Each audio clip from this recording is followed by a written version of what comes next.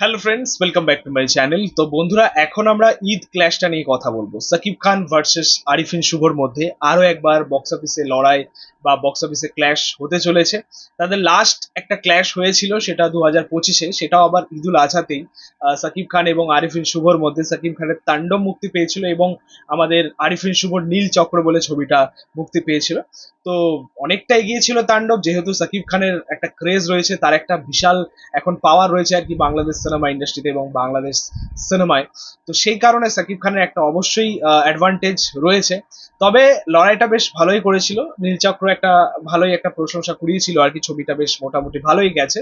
But সেই যে clash আমরা আর একবার পেতে চলেছি, সেটা আরো একবার আর কি ঈদুল আজহাতেই, ঠিক আছে? সো আগামী ঈদুল আজহাতে সাকিব খানের বরবাদ, সরি, রকস্টার মুক্তি পেতে চলেছে এবং আমাদের আরিফিন শুভর নতুন যে ছবিটা মালিক মুক্তি পেতে চলেছে। সো রকস্টার ভার্সেস মালিকের মধ্যে লড়াই, মানে কে কতটা কিভাবে এগিয়ে থাকতে পারে, আমরা সেই বিষয়টা নিয়ে কথা বলবো। প্রথমত তোমরা জানো যে এবারের ঈদটা বাংলাদেশ সিনেমা ইন্ডাস্ট্রির জন্য বা একটা সিনেমার বিশাল উৎসব হতে চলেছে।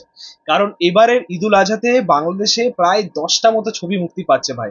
এটা একটা হিস্টোরিক ব্যাপার আর কি। এর আগেও হ্যাঁ অনেক ছবি মুক্তি পেয়েছে, বাট আজকের দিনে দাঁড়িয়ে একটা ফেস্টিভ্যালে একই সময় 10টা ছবি মুক্তি পাওয়া এবং বড় বড় বাজেটের ছবি বা কাজ, সেগুলো সত্যি সেটা ইয়াদগার, সেটা হিস্টোরিক একটা বিষয়।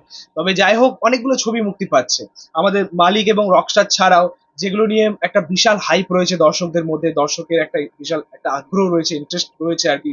যেমন রোহিত বলে একটা ছবি মুক্তি পাচ্ছে, বনলতা সেন মুক্তি পাচ্ছে, আরো অনেক, মাসুদ রানা বলে একটা জাস্ট মাল্টিমিডিয়া ছবি আসছে, যেটা অনেকদিন পর আবার জাস্ট মাল্টিমিডিয়া ফিরছে। এছাড়া বনফুলের কাব্য, আহ, পিনিক বলে একটা ছবি মুক্তি পাচ্ছে, আরো অনেক ছবি, তছনদ বলে একটা ছবি মুক্তি পাচ্ছে, আরো অনেক ছবি মুক্তি পাচ্ছে। তো সেইখানে দাঁড়িয়ে সেদিক থেকে দেখতে গেলে, মানে কমার্শিয়ালি যদি আমরা দেখি, তো অবশ্যই মালিক এবং আমাদের রকস্টার ছবিটা নিয়ে দর্শক মহলে একটা সাড়া রয়েছে, একটা ক্রেজ রয়েছে। পাশাপাশি যে ছবিগুলো বললাম, বনলতা সেন এবং রোহিত যে ছবিটা, এগুলো মাল্টিপ্লেক্সের জন্য। মাল্টিপ্লেক্সে এগুলো কিন্তু ভালো ওয়ার্ক করবে। যেমন রিসেন্ট তোমরা দেখলে বনলতা এক্সপ্রেস ছবিটা, যেটা মাল্টিপ্লেক্সে দারুণ বিজনেস দিয়েছে, এখনো পর্যন্ত 15 কোটি পার করে গেছে ছবিটা। এটাও একটা হিস্টোরিক বিষয় আর কি। তবে সেই দিক থেকে দেখতে গেলে এটা বলাই বাহুল্য যে রকস্টার এবং মালিক যেহেতু একটা মাস ছবি, হার্ডকোর কমার্শিয়াল ছবি, তো সেখানকার দর্শকদের কিন্তু একটা ইন্টারেস্ট পাবে।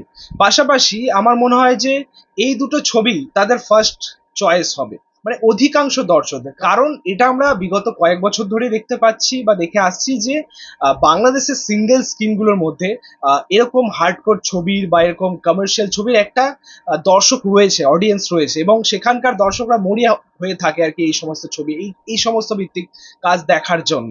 তো সেখানে অবশ্যই একটা অডিয়েন্স থাকবে। অবশ্যই সেই সব সিনেমা হলগুলোতে মালিক রকস্টার খুব ভালো পারফর্ম করবে। এটাই বলবো যে এবারের ঈদে অনেকগুলো ছবির মধ্যে হয়তো রকস্টার এবং মালিক অনেকটাই এগিয়ে থাকবে। সেটা দর্শকদের চয়েসের দিক থেকেও হতে পারে, হল পাওয়া নিয়েও হতে পারে, এবং বক্স অফিসের দিক থেকেও হয়তো এগিয়ে থাকতে পারে, ঠিক আছে, আলটিমেটলি। তবে এই দুটো ছবির মধ্যে কোন ছবিটা কেমন পারফর্ম করবে, সেটাও কিন্তু একটা বিশাল মানে দেখার মতো বিষয় হবে। তবে দুটো ছবিরই কিন্তু একটা চলার একটা প্রবণতা রয়েছে।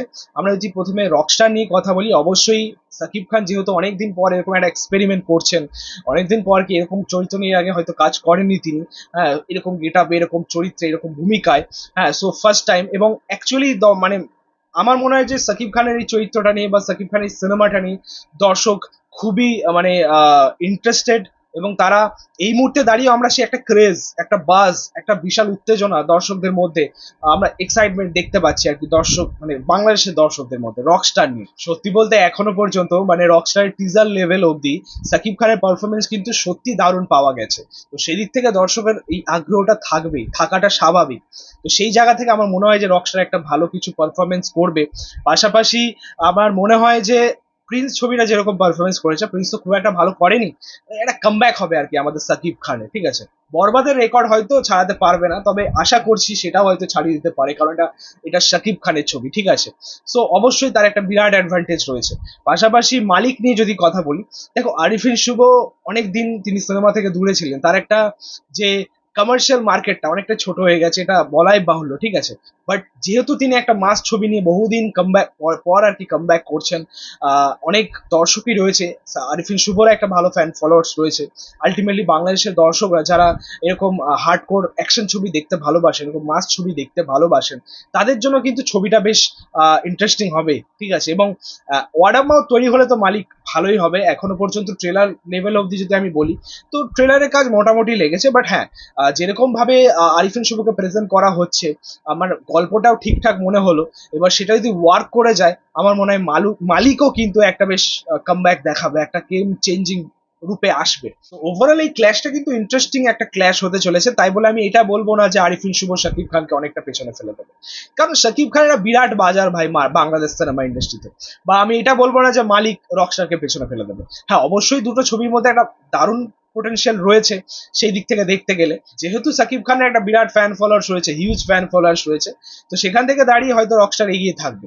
বাট অসম্ভব কিছুই নয়, ঠিক আছে। এই সময় দাঁড়িয়ে মানুষ, দর্শক কিন্তু কন্টেন্ট ফলো করে, ভালো কন্টেন্ট ফলো করে। তো মালিক যদি একটা আলটিমেটলি যদি একটা ভালো স্টোরি হয়, একটা ভালো কাজ হয়, সেও হয়তো বাজিমাত করেই দিতে পারে, ঠিক আছে।